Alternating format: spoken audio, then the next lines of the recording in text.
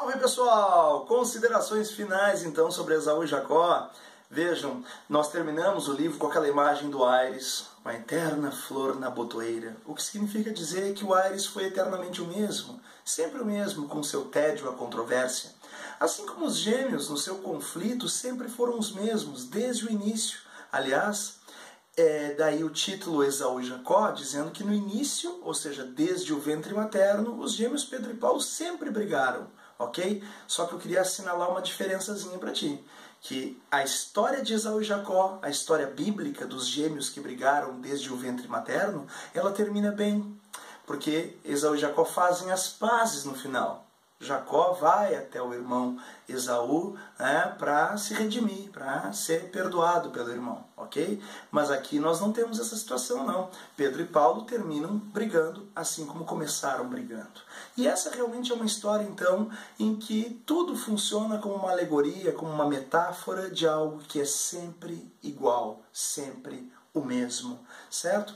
A gente deve perceber nesse livro, sim, uma forte alegoria política representando a política brasileira.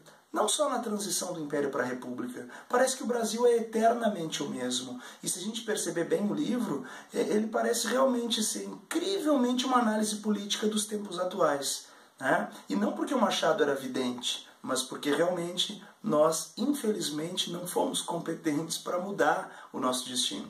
A gente pode observar que Pedro e Paulo, eles são duas faces de uma mesma moeda.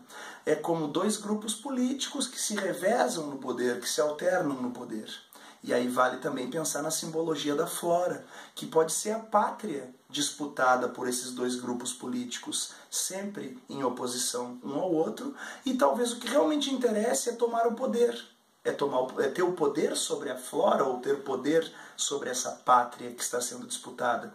Percebe que quando ela vai agonizando e morrendo, eles não estão se importando de fato com ela, certo? Aliás, depois que ela já morreu, eles continuam disputando e parece ser mais importante ver quem é que está mais próximo dela ou quem é que pode tomar poder sobre a defunta, praticamente. Então, quer dizer, essa pátria agoniza e morre, e os grupos políticos que estão disputando o poder pouco se importam com a pátria, mas apenas com o poder que querem exercer sobre ela, certo? Essa é a metáfora política que a gente tem aqui.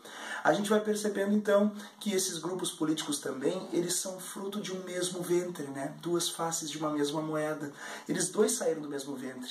E não te ilude muito com essa ideia deles serem tão opostos. Eles se opõem porque têm interesses opostos um ao outro. No entanto, eles não são tão diferentes assim. É fruto do mesmo ventre, os gêmeos, farinha do mesmo saco.